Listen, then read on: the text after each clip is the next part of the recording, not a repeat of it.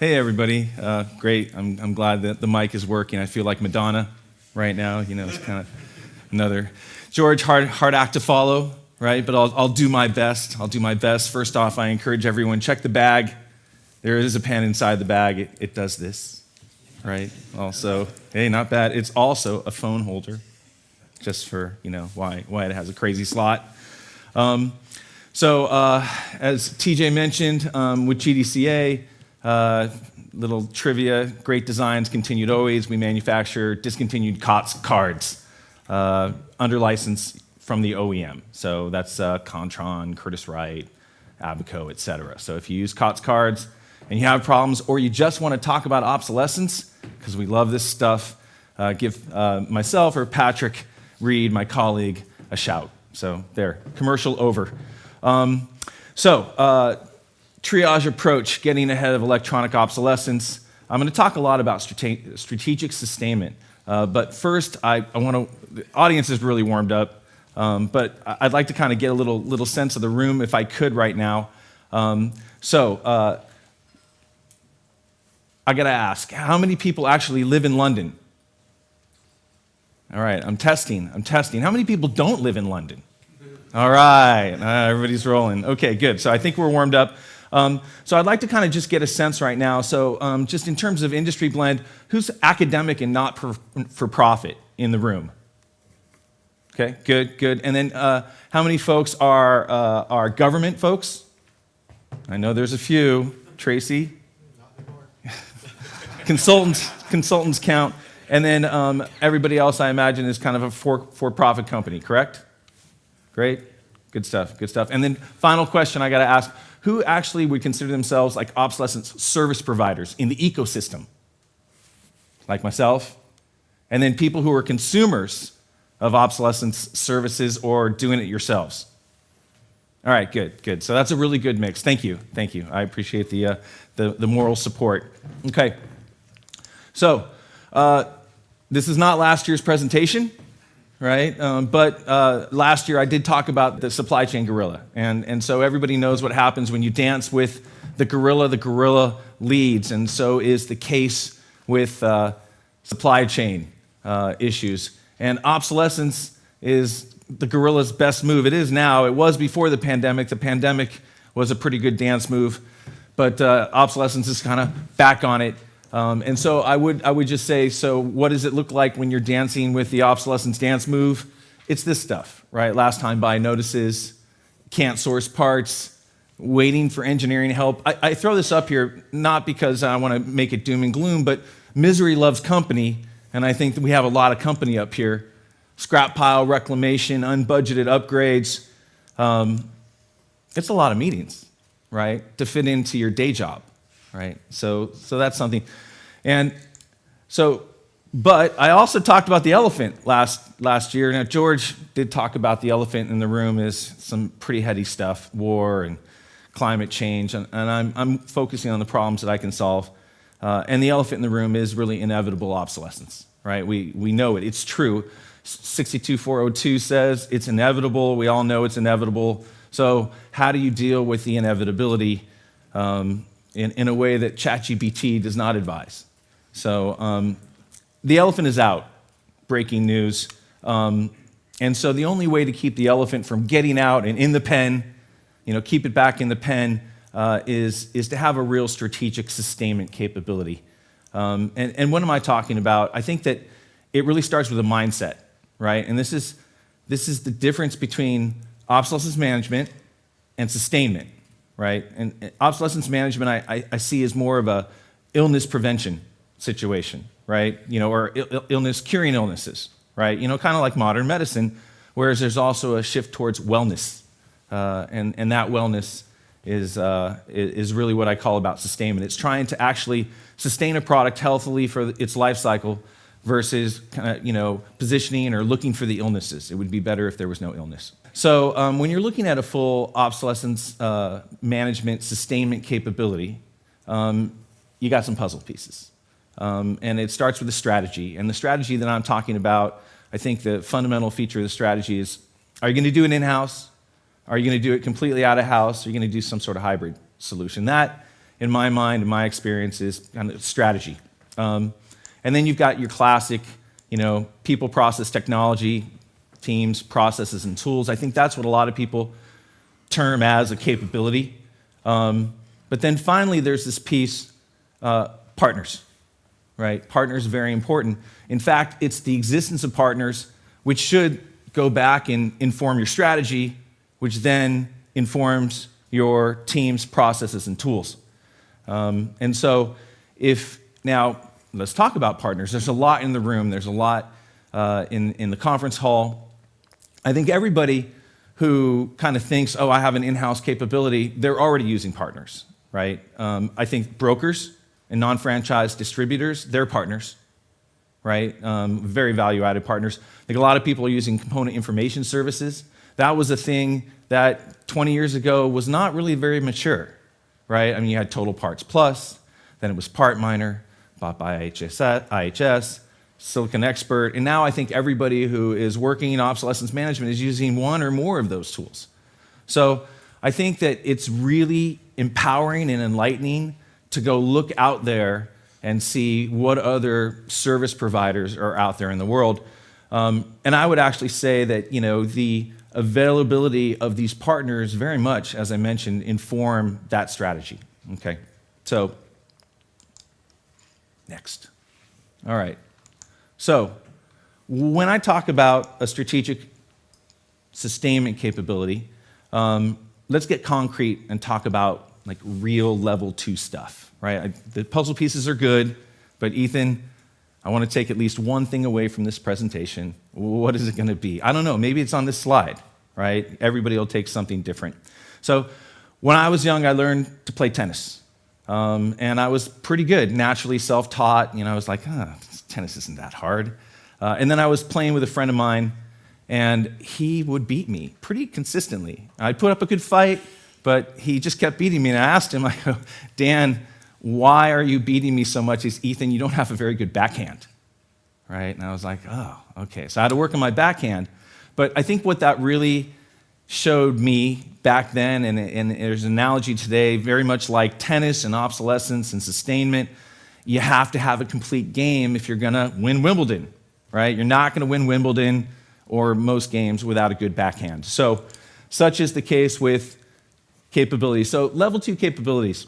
So there's a list. I'm going to throw it up in a minute about all the things that, in my experience, a company needs to know how to do, okay? And whether you do it yourself or partner with somebody, it's got to be done right. So when a shot comes in and it's left, you've got to be able to return the shot.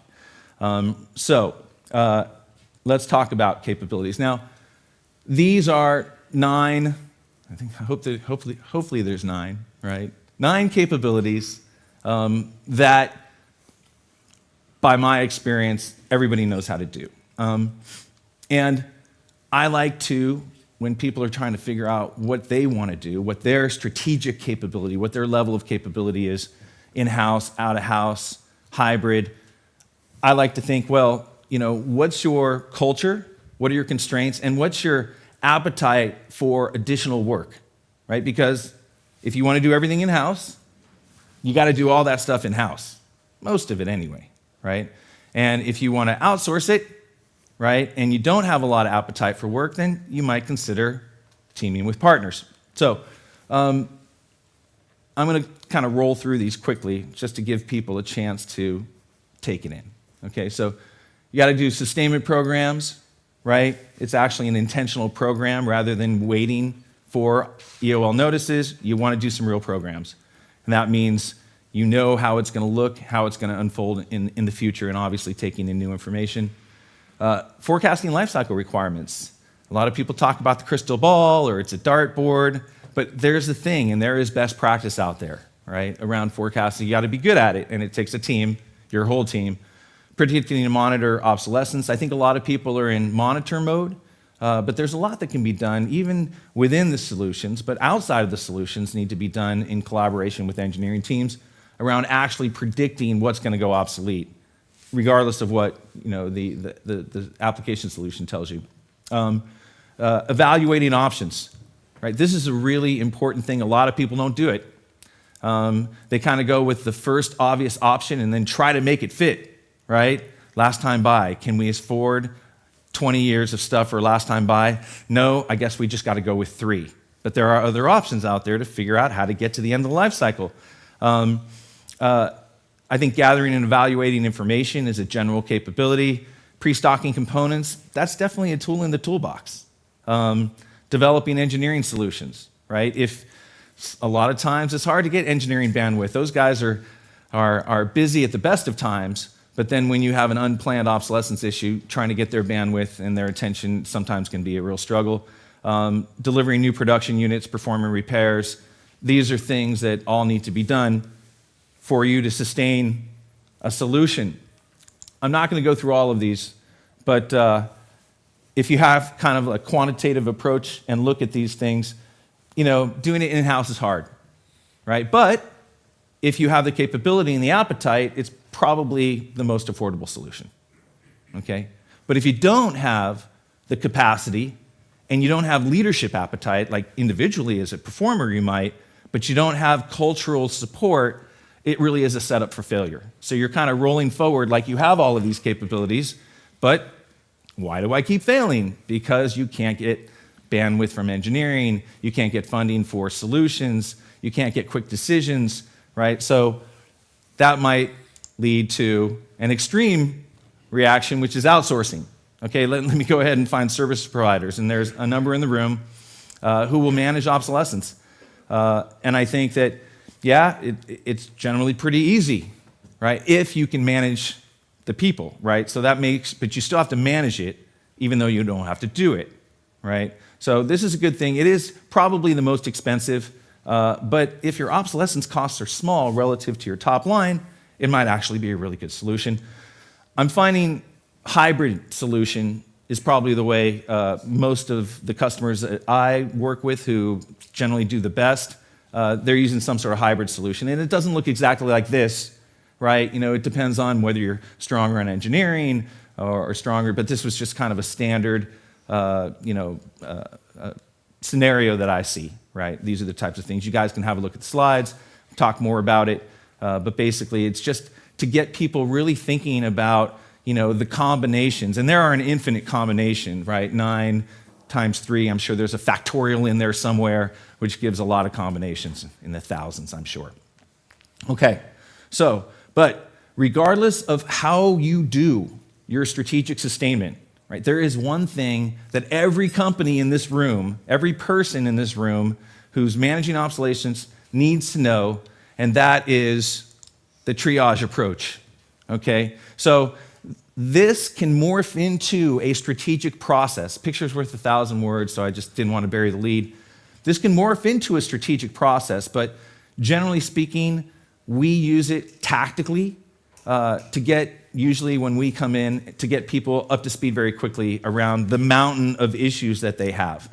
These are, I would say, there might be some subtle uniqueness in your business, but these are the vital signs that people need to consider when they're looking at parts or systems. Now, this is, because of my business, this is at the circuit card assembly level, but this could work at the component level. It can work at the LRU or the assembly level.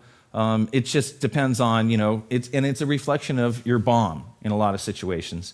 And so basically you've got, the true OEM, right? Part number, the true OEM. You got to understand the remaining support term.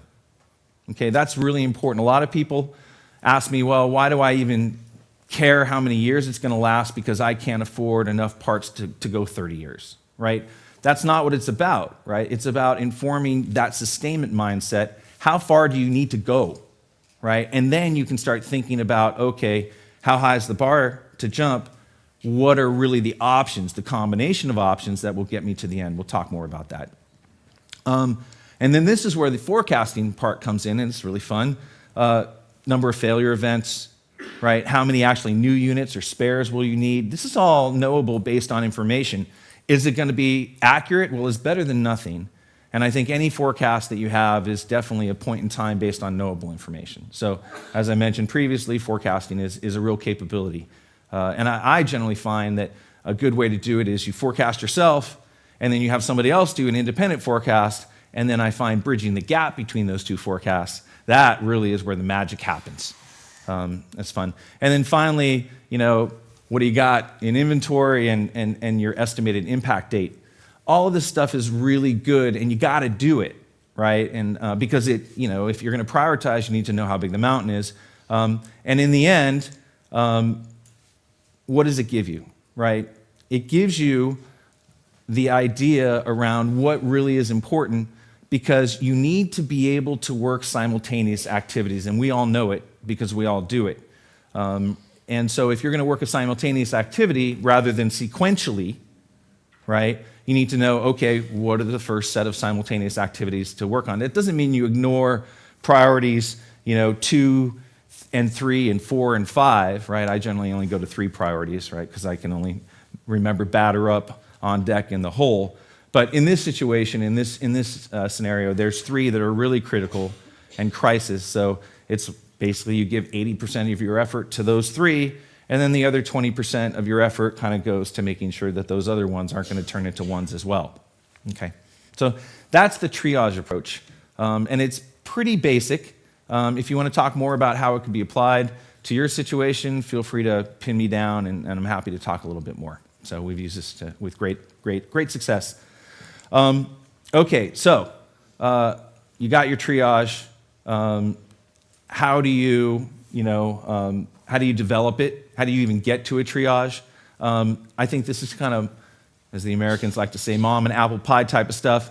You got to assemble the right team, collect the information, understand the requirements, prioritize your issues. Okay, triage done, right? And this isn't the hard part, but it is a sequence. And if you cut corners, you're going to pay the price. I won't elaborate, but I think you can imagine. Okay, so triage complete. Now what? All right, you got to get funding, right? And that basically means engaging leadership, right? Nobody here, unless you're senior leadership, can write a blank check. So what does leadership want to know to make funding decisions? They want to know that you've explored all the options. Right? I was talking to a Navy program manager, and he said, I can't tell you how many times someone comes in with a last time buy notice and says, I need $1 million or we're dead, right? That's it, line down. I hate that. I hate that. And so I think what's very important is that you explore, it's not me, you explore all your options. I was working with another Navy program, and they were evaluating GDCA, doing new source of supply, and they were kind of in analysis paralysis, stuck. They couldn't make a decision for 6 months. They finally got through to the senior engineer, and the senior engineer said, I want to see more options. And so in that situation, they went, okay, well, there's an upgrade over here that was on a different program. We might be able to use it. Okay, Ethan, we're going to need about 6 months to evaluate that option. Right? So we went, 6 months might be a little difficult. The quote's only good for 60 days, and we're already at day 90, right? So can you help us out a little bit? And we pulled the senior engineer in, and basically, after we just had a conversation about, okay, what are the critical timeframes needed, it became very apparent that an upgrade wasn't going to work because it was going to take too long. It's like a 3 to 4 year upgrade prospect, and they needed parts in about 9 months.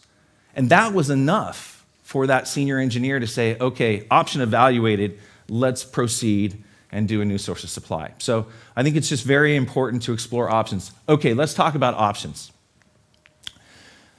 SD22 and 62402, kind of analogous, right? SD22, for those who don't know it, it's a great complement to 62402. I think you put the two together, you'd have the super manual, okay? Something that SD22 has that is a real strength is a table of options. This is the abbreviated version.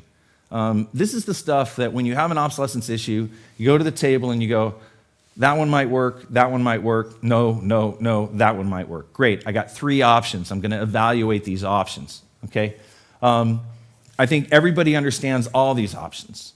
And all of these options are in 62402, except for one, okay? It's in SD22, but it's not in 62402. I hope maybe in the next revision it might make it, and in fact an options table would be awesome, but new source of supply. Okay, so that's just an example option. Okay, it happens to be what I do, right? But building awareness is also what I do. And this is really around offering a form, fit, function part for out-year sustainment. To be clear, I do it for circuit cards. There's other companies, I won't say names, like Rochester Electronics, who does it for parts, for chips, right? We kind of do something very analogy. They do it at a component level, we do it at a board level. And the difference is we're not reverse engineering, right? Which, by the way, has its value in certain situations. It requires OEM cooperation. It's usually in hand in glove with the OEM. So the OEM, they have a dilemma. Either they're going to continue supporting these things forever, or they're going to have to give customer bad news. And this is what we do. We're like a shock absorber, right? That's what we're trying to do, is be a shock absorber. Okay, so I believe this was covered in the workshop yesterday, right? Too long didn't read? I think these are the 5 things. Now, I'm sure that's not exactly how the workshop did it, but I reckon there's a lot of mapping between these. Engage leadership early. You got to do every single one of these things, right? The collaboration is the solution. So engage leadership early. Understand what's really important to them.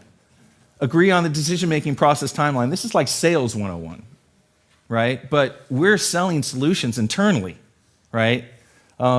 Presenting options, evaluation information, right? So you need that really clear side-by-side economic evaluation of options for people.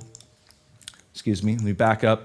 And then you got to resolve their questions. Meet leadership where they're at. Now, some things to remember while you're doing it. Okay, I call these guiding principles. So 5's a lot. We got puzzle pieces, everything. Just focus on this, right? This is actually, I think, a good recipe for every situation, but collaborate, right? We say at my firm, the process of collaboration is the solution, right? You can give somebody the right answer. Oh, this is the right answer. But if they don't see how you got there, and you're not starting from where they're at, they won't see it as the right answer. So you got to kind of start where they're at and move on. And that previous slide around how to engage leadership, I think that's a good blueprint for collaboration. Good enough, focus on that. We all know don't let perfect be the enemy of good. A lot of us are engineers. We like to optimize things. I'm no exception.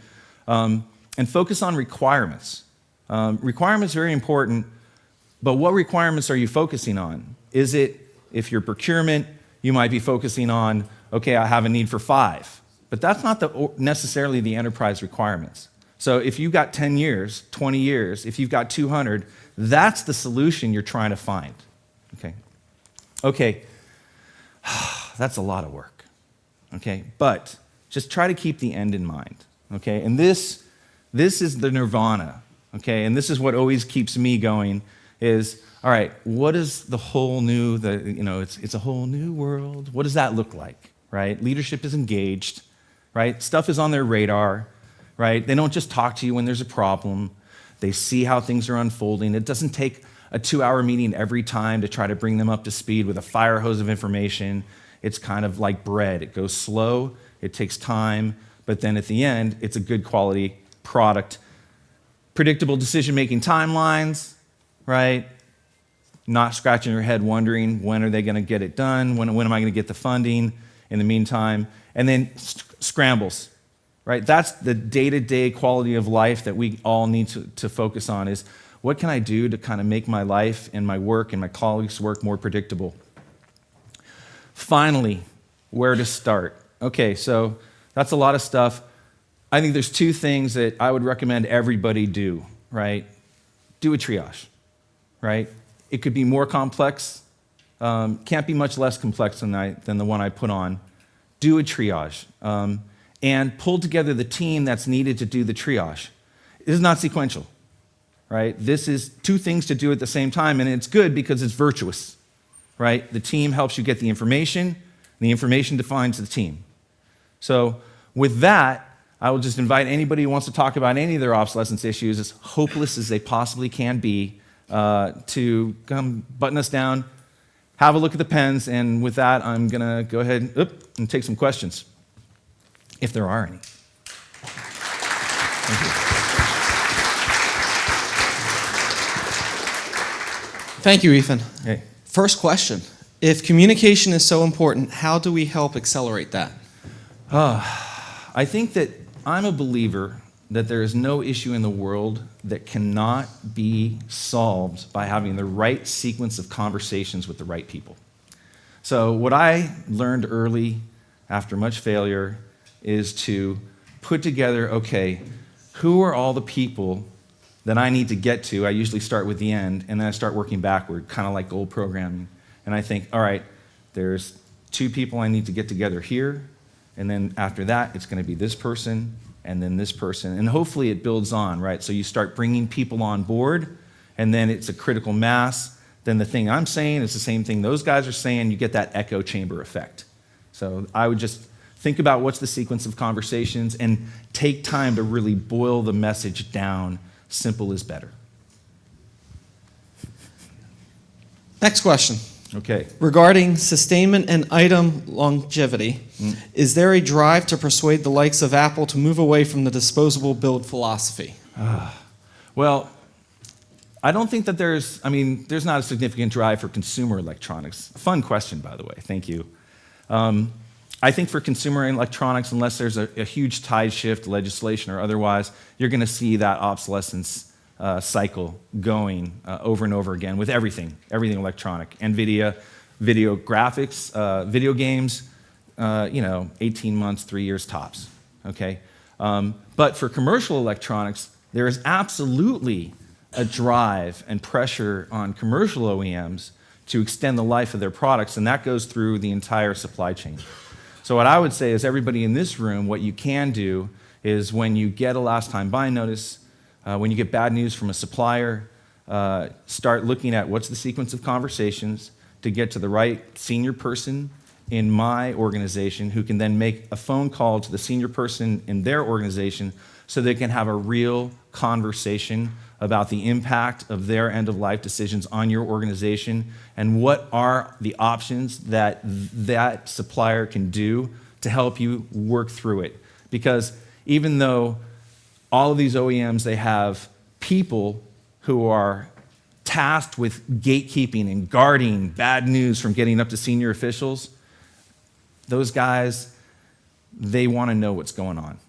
So that's what I would say. Thank you, Ethan. Anything else? We good? We are out of time, but we do have more questions for you for later. All right, that sounds great. Thanks, everybody.